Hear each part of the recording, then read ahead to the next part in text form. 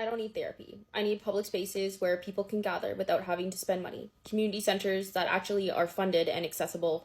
Libraries open 7 days a week with free programming. Parks and green spaces within walking distance. Free community classes and skill sharing spaces. Multi-generational housing that combats isolation. Community gardens and shared meals. Time banks where we can exchange skills and support. Public transportation that connects community. I don't need therapy. I need affordable housing policies that create stable communities, universal healthcare that removes financial barriers to wellness, living wages that allow time for community engagement, paid family leave and flexible work policies, free mental health crisis response teams, community-owned businesses and cooperatives, participatory budgeting for community health resources, environmental justice initiatives for healthier communities, universal basic income to reduce chronic stress, restorative justice programs that heal community trauma. Therapy is vital, but it's not enough on its own. We need to rebuild the village that makes healing possible, because when we invest in community care, we're not just treating symptoms, we're actually creating conditions where everyone can truly thrive. Some people really aren't going to like me for this, but we need to stop with this anti-capitalism bullshit. Capitalism gets blamed all the time, but it really should not be the thing we're blaming. Capitalism, by definition, is literally just a system that allows people to create a service and provide value for a profit. The fact that corporations are corrupt and destroying the planet is not capitalism's fault. It's the fault of greed. And as long as you are operating under capitalism from a heart-centered, intentional place, then you're not going to be part of the problem. It's these greedy corporations that don't care about the planet or the people that work for them that are the problem. And really, what are your true options at this point? It is either work for a greedy corporation and become a slave and a part of the problem, or create something that is making a difference under this system that is actually a great system to change what we are experiencing capitalism as in our society. If you start a business and you're doing good with it, you're doing good with the profits, and you're not just using it for exponential growth and greed, and what you're creating isn't harming the planet or impacting the people around you in an extremely negative way, that's a good thing and can be done under capitalism. Capitalism at its core is a wonderful system that has allowed us access to everything we have access today. The reason you're watching this on your phone or wherever you're watching this computer is because of capitalism. This world and everything that we have could not exist without capitalism. That's not the problem. The problem is greedy corporations that don't care about the impact their actions have, like I said, on the people and the planet around them. So you can either start your own thing and become a part of the solution, or continue to be a part of the problem by being a slave to the greedy corporations that exist. The problem is capitalism.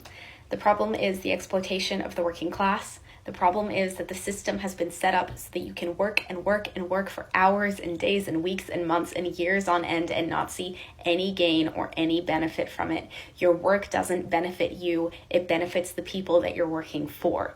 The problem is that the people in power and the people who make the laws are having their pockets filled by companies and corporations so that they do exactly as they're told. The problem is that we live in a sociopathic economic system where some people are deemed more valuable than others, and if you don't have any economic value, then you deserve nothing. You don't get health care, you don't get housing, you don't get your basic human rights respected or protected. All you get is exploited for all the money that they can get out of you, and then you die.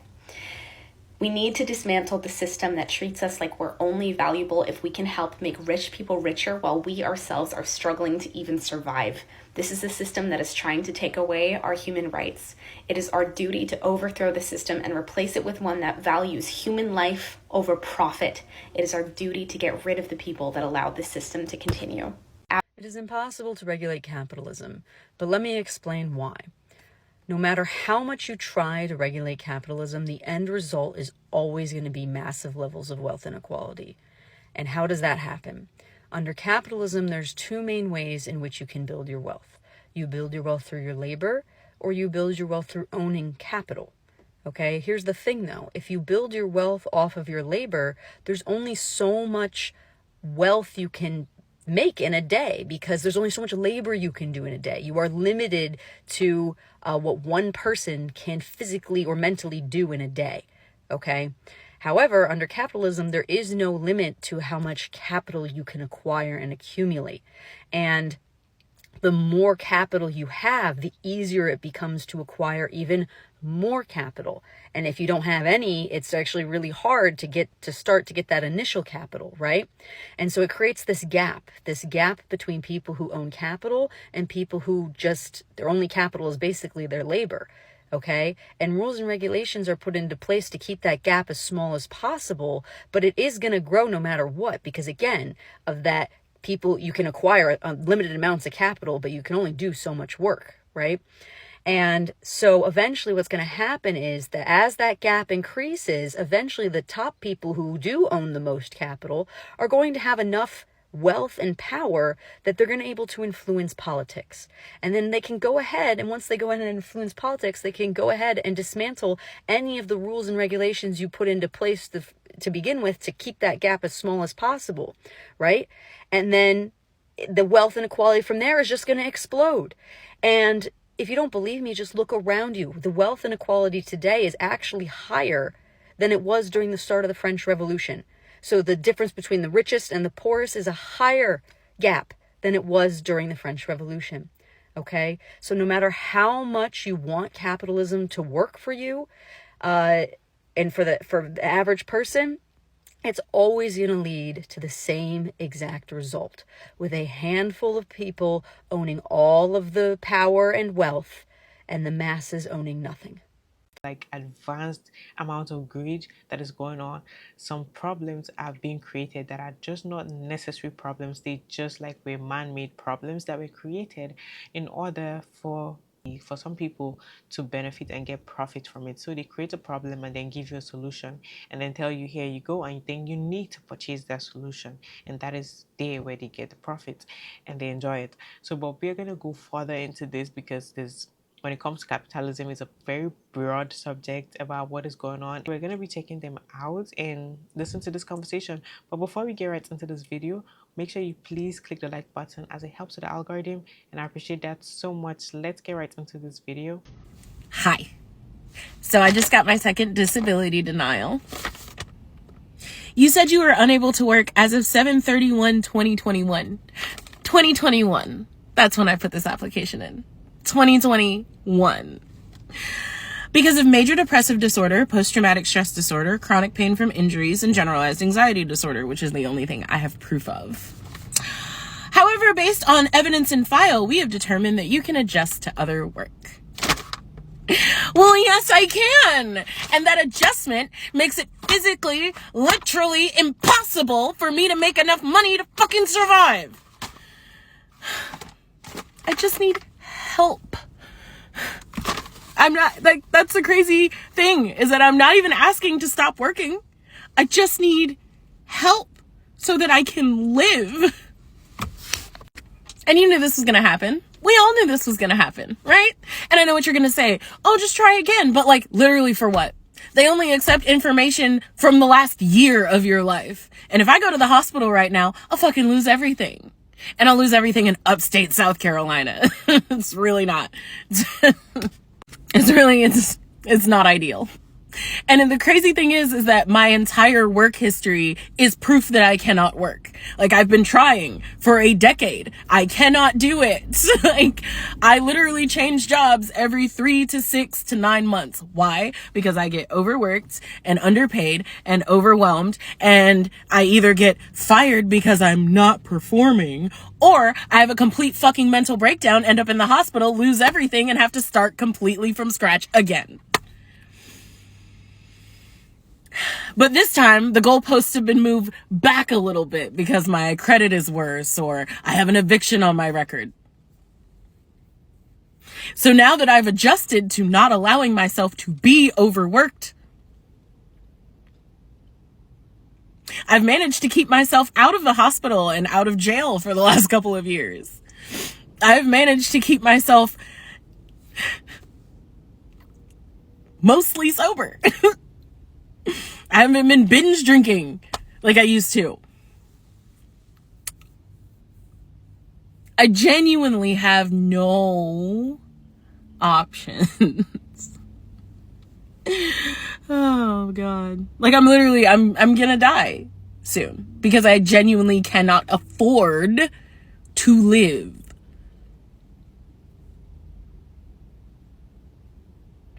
Like, when I say I'm gonna die soon, it's not because I'm gonna do it. It's because this fucking system is. I'm begging you guys to stop idolizing rich people. Absolutely begging.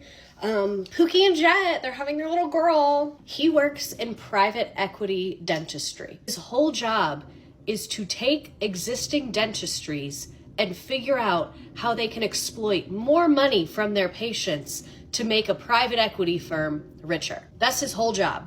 So whenever you see them posting their trips, their designer bags, someone who needed a root canal didn't get it. Around 40 years ago, America embraced an economics of aspiration. And it was packaged in a fancy-sounding philosophy called neoliberalism and the fantasy of being rich. So, how do you do it? First, you have to make sure people see themselves not as civilians, not as a citizen, where things that are good for the whole also benefit them, but as individual consumers. And how do you convince people of this? Well, for one thing, you have to break down their sources of community and power. One tangible way you can do that is by crafting policy that attacks union membership and other workplace associations. Another way is by making their lives so hard that they actually just don't have time for community or organizing because they are so focused on their own survival. You make the constant threat of layoffs a looming presence, so they are always operating from a posture of fear and competition with others. And this is all crucial because atomized workers have no leverage. Atomized workers are perfect consumers because they have to buy everything that they need to survive. And this is where the next step comes in. You structure it such that everything they need to survive is sold to them for profit and controlled by corporations or private equity firms with immense state-sanctioned power. And then you call that freedom of choice. Now that concept is all necessary to make things hum, right? And just sell the idea that cutting taxes for rich people and corporations would make everyone richer.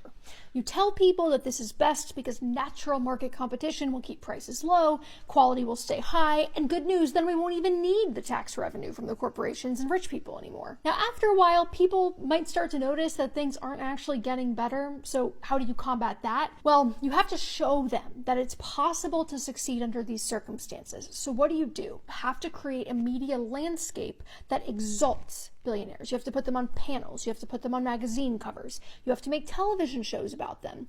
And it's very important to highlight rags to riches stories because these are the exceptions to the rule that help prove the rule. It's also helpful if there's literally anyone in society that has very little power that you can blame these problems on. Now, this might create a little bit of psychic disorientation and spiritual confusion because on some level there's a part of them that's going to recognize that in order for the minority to have that, the majority must have nothing or close to nothing. This is the time when it's very important to double down on the idea of laziness and that people are asking for handouts. Nothing is going to shut them up faster than telling them that they are asking for a handout.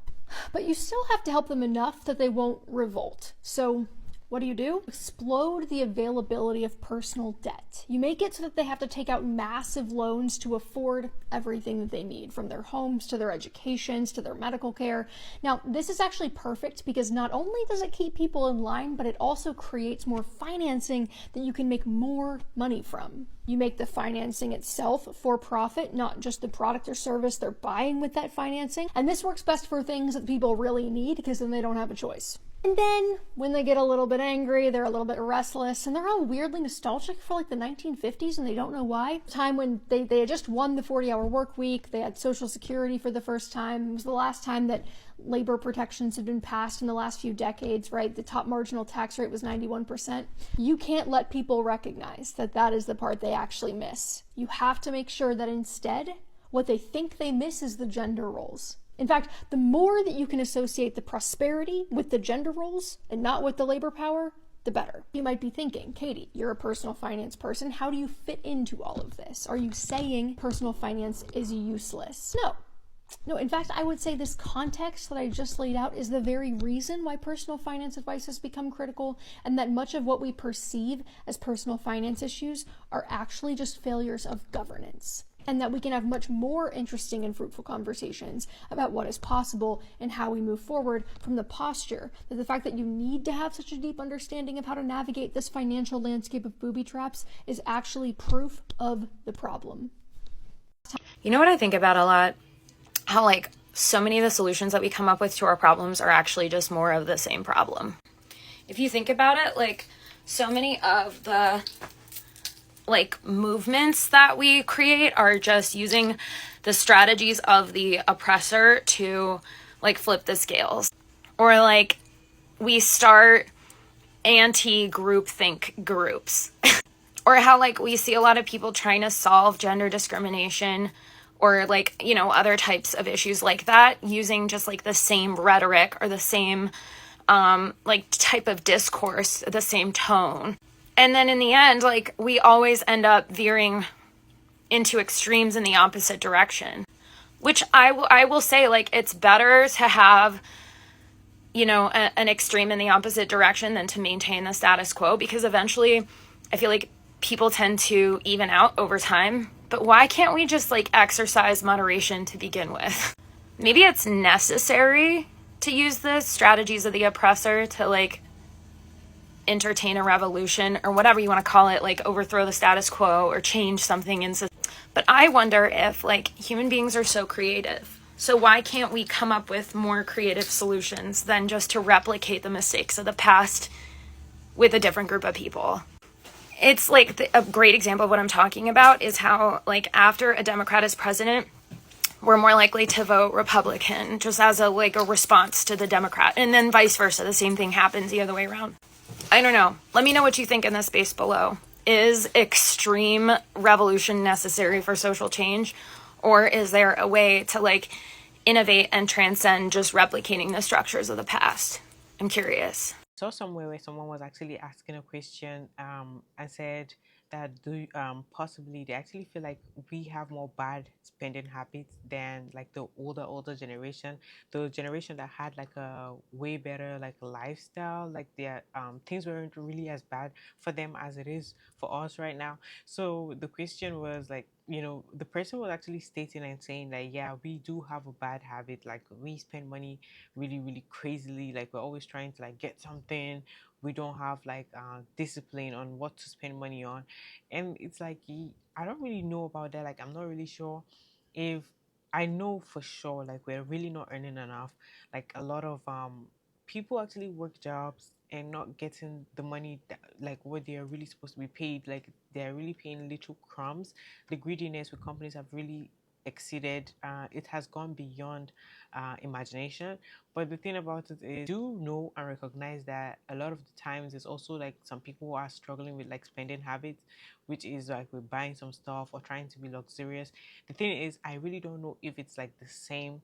Do you guys think, like, the older generation, did they have, like, as much pressure to, you know, always want to try to, like, front a certain lifestyle or try to look so good to people or try to impress or try to, like, purchase stuff that are way beyond them, but they're just trying to fit in, stuff like that, you know? Like, is it something that happens? Like, if you get what I mean. Did you know if you go to jail, the taxpayers don't even really pay for it, because as soon as you get out of jail, you are handed a bill of stay, which is basically an itemized list of what you owe the state for staying in their penitentiary. In some counties in California, this can cost people up to $50,000 a year if they spend a year in jail. I think it's like $142 a day. Okay. And these people, what happens is they end up getting out, they get handed this $50,000 court bill, and then they're told that basically they have to make some kind of payment on it once a month, and if they can't, they will be thrown back into jail. The issue is, if you are thrown back into jail, you are then charged again for that jail time. And so the cycle just continues. But I guess no one's ready for that conversation. Let's talk about the consciousness of capitalism, the mycelial network of profit that has infiltrated our psyches. Because if you're wondering, why is there so much violence in the world? Why are we repeating the same cycles of oppression over and over and over again? Don't we know better? Haven't we read history?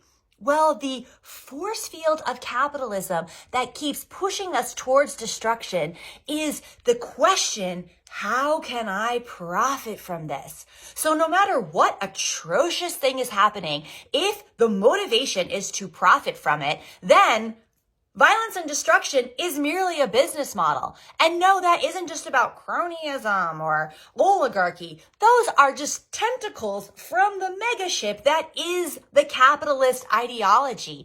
And P.S., the opposite of capitalism is not communism. Capitalism is an economic system. Communism is a political system. The opposite of capitalism is service. It's asking the question, how can I be of service to others? How can I be of service to the land? And if we as a society had that paradigm of service over profit, that would be the tits. Yesterday, I pretended to be homeless for 3 hours, and I realized that if you're homeless, you're there by choice. Imagine that. 3 hours, and now they're an expert. Like, you are there by choice, 100% having that experience, just the way that I chose to go experience that by choice. It's just, the only difference is the stories that you're telling yourself. So if you want to experience homelessness, you want to experience what it would be like to lose everything, you can go have that experience. Or you're welcome to create a bunch of bullshit stories in your life that force you, quote unquote, force you into that experience. But even when you go by force, it's still by choice, because you wanted to have that experience. You just created a bunch of excuses for why you gave yourself permission to have it. Oh yes, I'm sure that's it. People subconsciously just wanted to be homeless, so they unwittingly made events happen in their lives so that they could be that way, just to fulfill that unconscious dream, right? It's just like any other experience that we have in life. It's no worse or better than having a home. It's no, different than anything else, but the experience does show you how much you take for granted. Did one really just say that being homeless is no worse or better than having a home? Wow. Thanks for showing the world that there are truly some individuals out there that have absolutely lived a life of privilege and have never really had to truly go without anything. Are you like me, and do you think capitalism is just a big caca fest? And then you're like, but what are we gonna do? Like, how are we gonna actually shift this? Because it seems to me that we're trying to solve the problems of capitalism with capitalist thinking. Like, you're not going to solve capitalism with capitalism. Solving the problem with the problem doesn't solve the problem.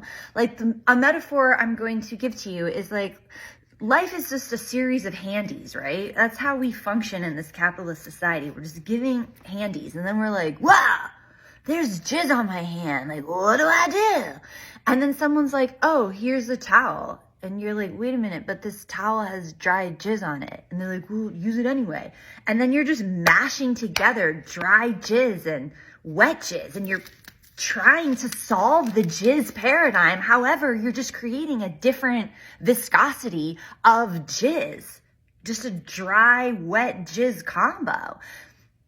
I'm sorry, that is a perfect metaphor for what we're doing in society right now. I did that.